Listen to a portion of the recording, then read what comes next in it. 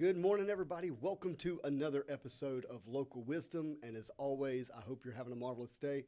I'm Justin Underwood, your marvelous mortgage guy, and I'm with James Douglas. Morning. He's a realtor. We love him. Yeah. And I'm really thankful for him to be here this morning because of the topic that we're going to talk about today.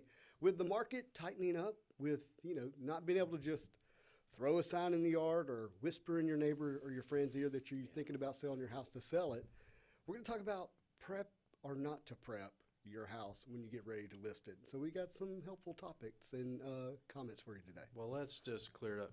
You are going to prep your house. It's a matter of what you do.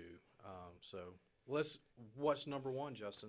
Number one is always to call your local realtor. Because, every house is a little different, and what to do to prep it, at what price point, how to list it, all of that matters.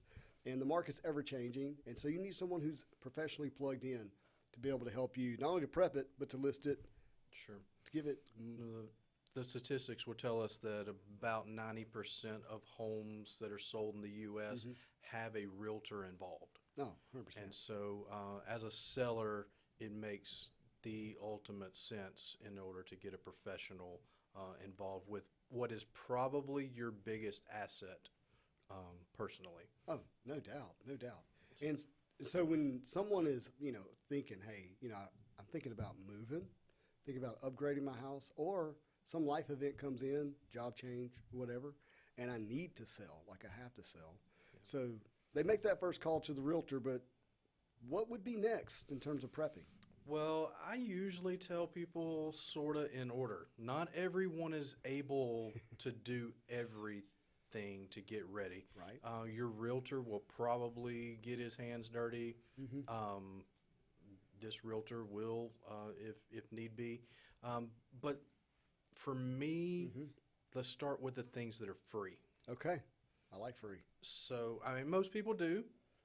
But free doesn't mean that it doesn't cost anything. Free is the second best ingredient in food. First is hunger, and then free. But if you put hungry and free together, it tastes real good. Dude, I know when I was a teenager, I knew all the free places to get food.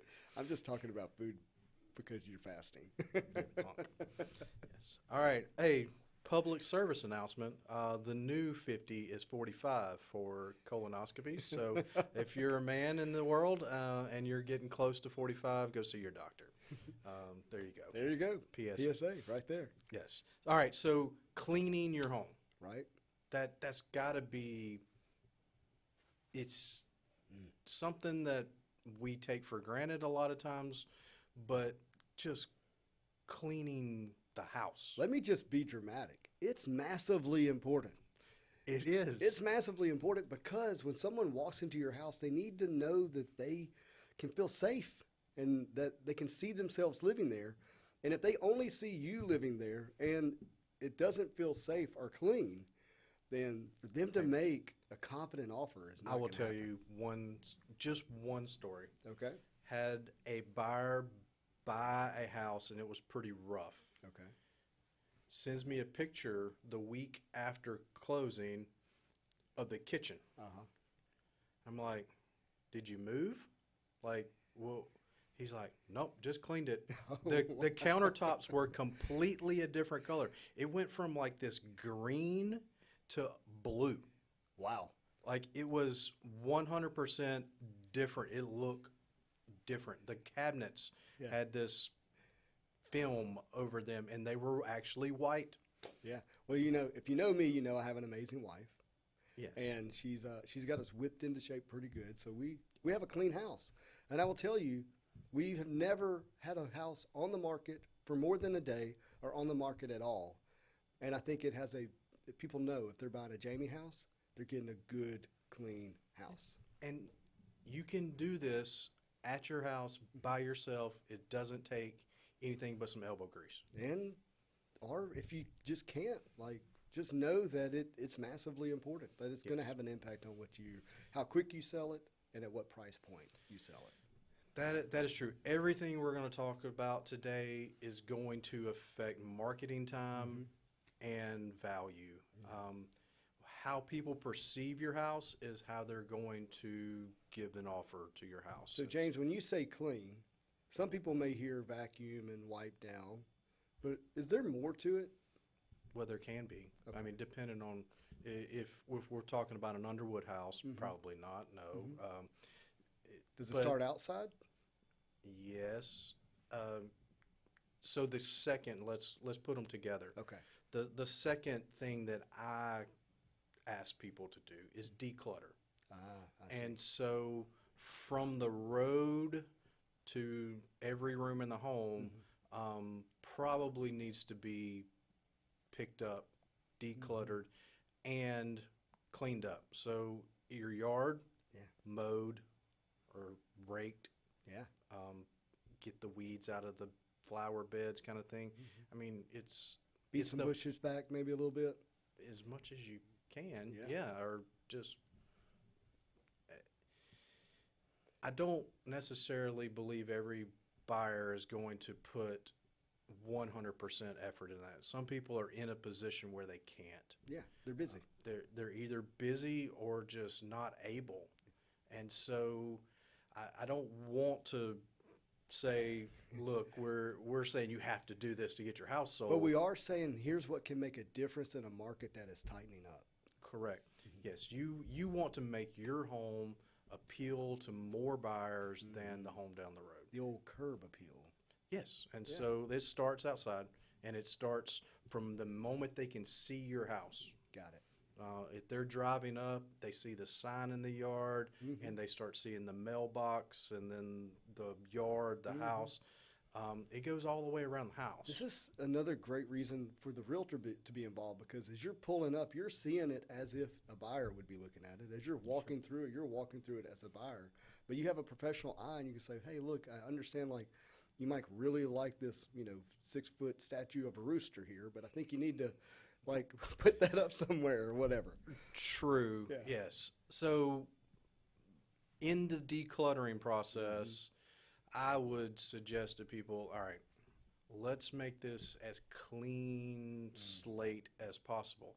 I still want the home to look like it's been, that people live there. Yeah. I want people to be able to envision them living there. But I want them to envision it with their stuff, with their kids' toys, with their appliances on their coffee maker on the counter. It's like, oh yeah, this can go here, this can go here, and I want them to be able to say, this house is it. So you're kind of changing the conversation as they're walking through the house. Instead of going, look at all their stuff, you're going, hey, honey, we could put this here and that there. And my favorite is, here's where the Christmas tree can go. Yes. It's a big one. Yeah. Or maybe even, hey, have a closet to put it in. Well, part of market value is anticipation. And being able to anticipate, how someone is going to live there, how their kids are going to enjoy it, how they're going to do family gatherings, where their stuff is going to go, plays a role into the psychology of someone saying, you know what, not only am I willing to make an offer, I'm actually willing to make a firm or strong offer because I don't want to miss out. Because now I'm anticipating my family enjoying this home. Yes. One of the big things in our market is square footage. And so most of the time when buyers are coming to homes, they're comparing homes that are similar in size. And if they walk into your home and it is wall-to-wall furniture and stuff, it doesn't feel as big. If they walk in and there's minimum furniture, there's minimum space, they feel, well, okay, I just walked in the home down the road, it was 1,800 square feet. This 1,800 square feet feels a lot bigger. The kitchen feels tight in that other home, and this one doesn't. And it's not necessarily because there's actually more square footage there. Not a size difference. It's because of the stuff. And these things, they may take you loading the garage up. We see that all the time. Hey, you're selling a home, load the garage up with the extra stuff. I'm not saying you can't live in your home, but this is affecting how your home is being perceived by people walking in your home. No doubt, man. So, I think this is, without spending money, this is the number one thing to do is to clean. Yes. I mean, clean and declutter. That those things just take some time. So let's say I got my house cleaned, I got it decluttered. You can now see yourself living there. What would be, let's say, third? I call it beautification. Ah, So let's go around the home and we're throwing deferred maintenance. yeah. If there's any issues in the home, something doesn't work. Mm-hmm. A light fixture doesn't work, and there's broken whatevers. Yeah. There's a drippy faucet. Rotten wood, flaky paint, loose shingles. All the above. Mm-hmm. Those little things may add up to big, but those are definitely little things that buyers are going to see. Yeah. I mean, when I walk through a property, I have question marks, right? Sure. Like I'm going, where's it located? What school zone is it in? And then what's the neighborhood look like? And do I feel like my kids are going to be safe in the street? And then as I pull up, I'm thinking, what is it going to cost me to move in? Like what repairs are going to have to be done immediately? Yep. And if I see deferred maintenance issues, that continues to add to the question marks, especially, if all your stuff is there and I can't see where my stuff's going to go, that leaves question marks. So as many question marks that can be turned into what I call exclamation points, that changes my desire to make an offer, because if I still have those question marks, you're going to have to make me buy it by the price. Sure. A buyer has already answered a lot of questions before they step into your home. Yeah. They already know where it's at. They know what school zone it is. They know the numbers on the page. They know how many bedrooms, bathrooms. So they've already said, all right, minimally this meets what I need. Right. And that's where the marketing begins. Mm-hmm. It's not just numbers on the page. When they drive up to the home, that's where the marketing actually begins for them. Well, I'll say with the picture on MLS too. The picture, but now it needs to be delivered. Like if you gave the house its best shot the day it took the photo, and you're like, well, I'm glad we don't have to do that again. And then what is delivered when they go see it is not what was presented in the photo. True. Man, it's quite the letdown, isn't it? It is, and it's really, really difficult. A lot of us are using professional photographers, and they're paid to make it look. And I want them to get the best shot of the house, but I don't want to go outside of the realm of reality. Yeah. And what I would really like is for a picture that I put on the MLS to actually portray what the house looks like. For sure. But it's actually really difficult. Like it's very difficult because everyone's going to see things from a slightly different angle.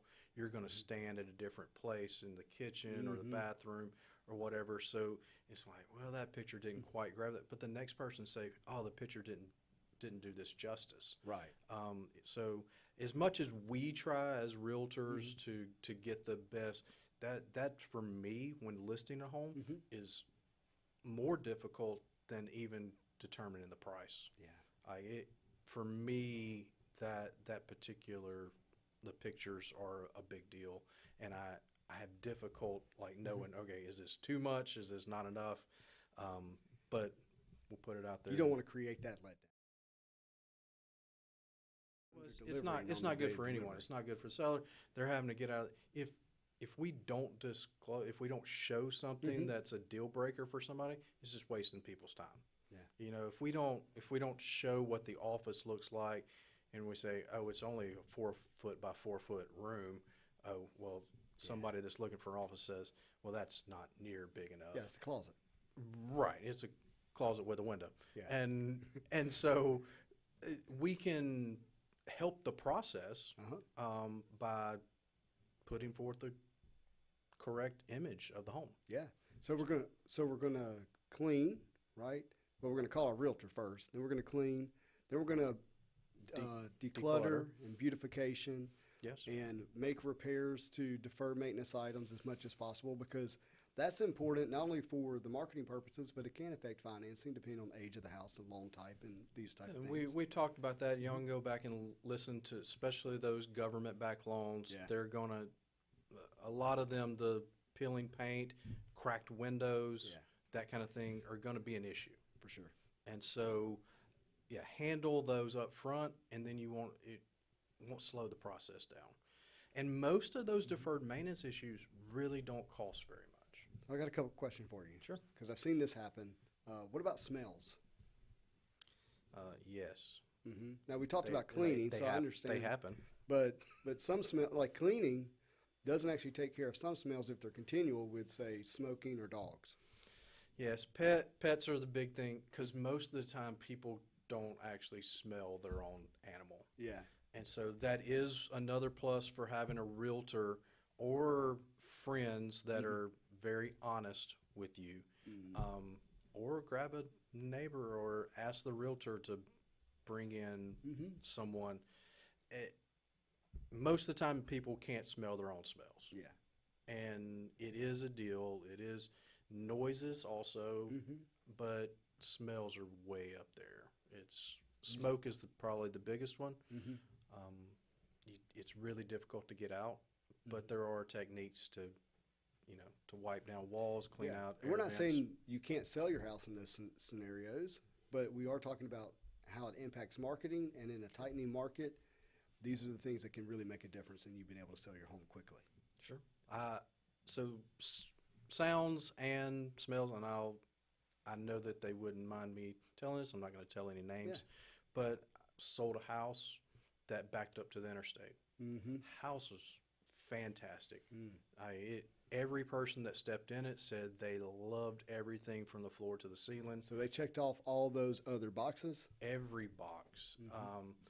And there was not a single person that walked in that home that had anything negative to say except for the noise from the interstate. You mean the low roar that puts you to sleep at night? Yes, the jake breaking from the 18-wheelers. And for this particular couple, it didn't bother them. They didn't spend much time out back and inside when the air conditioning was running. It just wasn't a thing. And their mind probably shut it off because it had been so continual. It wasn't a thing, and we just didn't think that it was going to be an issue until it was. Right. But there wasn't anything we could do about that particular. Couldn't site. reroute I-20? No. But we did, in that process, understand that noise affected the sale of their home. So you had to adjust price. Yes. That's what I'm hearing. Yes, we did. Interesting. We did adjust price, and we did sell the home, but we didn't understand going into it how much that was going to affect the home sale. Absolutely. But smells are something that typically can come out. I've been in one home that was professionally cleaned multiple times that cat it just didn't come out. Gets in the studs, man. And my understanding was eventually they had to rip out the carpet, baseboards, and some drywall and redo all of that in order to get that out. I'm not telling I would not go into telling a seller to, hey, go rip out your drywall. Renovate the house, yeah. No, and that's another that's the next step that we'll go into, but definitely have someone who is not living in the home come through, see if they can smell something. And this morning we're probably not going to get into, if someone's saying, hey, what changes in my house can I actually make to, have the highest impact on value? Always the question. And that's, I think that's another conversation that we'll do. We're talking about prepping your house. Yeah. Right. And look, I'll throw paint out there, and paint, depending on who you are and how you do it, and it can be a quicker way to get a fresh house without having to do a big expense for renovation. And so I think that's important. Absolutely. And it could give the house a more uniform look, especially if we have kids and we've painted their room some dark purple or something like that. It might be ideal to go through and put a more neutral color through the home. This goes back to buyers being able to see themselves in the home.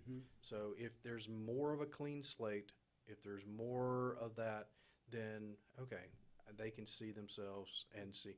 okay, I like this. This is clean. This is nice. I might change the color, but instead of going into a room and say, whoa, this is Yeah. this is more than it might be difficult to cover this color up. I don't know. This feels dark and closed in. I'm not sure about this. Yeah. Again, now they're talking about other stuff other than them living there. Yes. Yeah. You want the conversation from the time they hit the driveway to the time they leave to be about them. Like they want to see themselves. And so a lot of times people will tell their sellers to take pictures of themselves down. Really? Yeah. I don't necessarily do that all the time, but it is definitely a technique that realtors use in order to say, hey, just family pictures, take them down so that people would say, you know what, we could have our pictures. And not be distracted as they're walking through the house. Hey, I know these people. Right. So. Yeah. Well, we've got a top 5 here where they obviously did prepping of some sort, we think, because they ended up in the top 5, got the houses ready. We are going to, on number 5 here, we're going to talk, I think this plays great into our conversation. So here's the top 5. Let's do it. Number 5, oh, by the way, Monroe and West Monroe dominated this week. We were just waiting. Yeah, so Ruston, there are 4 from Monroe in the top 5. Sweet. All right, so this is 2211 Pargu Boulevard. Sold for $425,000. Nice. Originally listed at $549,000. Holy smokes. $124,000 price drop. So here's the background. There's a story there.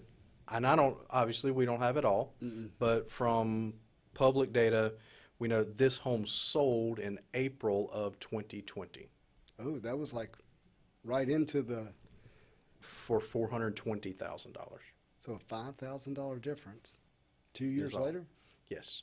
So, I'm sorry, April of 2021. Okay, that makes more sense. Yes. So, and then in February of this year, they put it back on the market. It was fresh. It had been painted. There may have been some deferred maintenance issues from the public pictures. You get an idea of what, but it's definitely a freshened up home over what was originally purchased. And they upped the price to $549,000 when they put it on the market. Wow. And then through time, they aggressively lowered the price. Started at $10,000, they went to $20,000 and $25,000 price drops at a time, ultimately getting to $450,000 and then selling for $425,000. So to anyone selling a home is the price that you start with is a really big deal. Hey, let's just try this and see, doesn't actually work. This home, I believe, probably in February, we were still on the blowing and going in February. This home probably could have sold for closer to $500,000 if it had been priced right from the beginning. Like maybe they'd started out at $480,000. Yeah, maybe sales or even $500,000. So this home is 4,100 square feet, sold for $101 a foot. Yeah, on Pargu. Interesting. And it's done all the way through. Like it's nice. So, don't know the whole story there, but Audrey, Harvey, good job getting that one done through all of I think it went under contract 3 times. So wow, that has a big impact too. We can have that discussion later. But yes, it was contingent all 3 times. Yeah. So contingent offers, we may have a whole episode on contingent offers one day. Yeah. So, all right, number 4. This is West Monroe Comanche Trail, sold for $479,000. Nice. It was listed at $469,000, so went above asking. On the water? On the water, yes. 5 bedrooms, 4.5 baths. Not a lot of waterfront property in West Monroe, so you get a nice one. People tend to really want it. Yeah, in Indian Lake, that's Indian Lakes. It's anything on the water there is getting a premium price. For sure. Comanche Trail has been on our list before and probably will be again. Absolutely. So, all right, number 3 and number 2 have something in common. Number 3 is on West Deborah. These last 3 are really close to Like they're all in River Oaks? Yeah, number Marie Place is a little bit out, but Pargu to Marie Place to This West is all Deborah. North Monroe. Yes. So, oh yeah, I mean they're within like a mile and a half of each other as a crow flies. West Deborah has a 660 square foot accessory unit. Ooh, little apartment. Yes, it's I actually can't tell where it's at, but accessory unit. $482,000 nice sale price, but only listed at $442,000. Wait, say that again? Listed at $442,000 and sold for $482,000. So $40,000 above list price? Yes. Hey, I forgot something. Yeah. Aaron Hoyle, good job on selling Comanche. He sells a lot in that neighborhood because he lives there. Yeah. So, all right, West Deborah. This is Kathy Van Veckhoven. Kathy Van Veckhoven. Yes. So great job, Kathy. You did your clients well with this one. Love me some Kathy Van. Good job. Yeah. Oh, I'm going to start calling her Kathy Van. All right. Hey, another Kathy sold this one. Kathy Patrick. Oh, man. Love that Kathy, too. Yeah. So this one also has an accessory unit. It's a studio apartment. Got you. So it's number 2, River Oaks Drive. It's listed at $525,000, sold for $525,000. I really like the look of this house. True 2-story house. It is a true. It's got a great feel to it. 4,200 square feet. $125 a foot. 5-bedroom, 3.5 bath. With that, a 4-car garage too. Ooh. Actually, could use that right now. Yeah, you. Girls that have almost flown the coop. Yep, that's true. So 3-car garage. All right, number 1 does not have an accessory unit, but it's 2201 Marie Place. It's on a double lot. It's on the corner, and it's a really nice piece of land. Originally listed at $729,000. Yeah. Sold for $665,000. I think we know these people who bought it. We're not going to say it live here. I'll tell you later, but very happy for them. Okay. Well, conventional loan, which we talked about before, but this, I'm sorry if I mispronounce your name, but Simran Emmaus. Ooh, that's new to me. Yes, with John Ray Realty. Good job. Yes. So, has a courtyard, brick fence, gunite pool.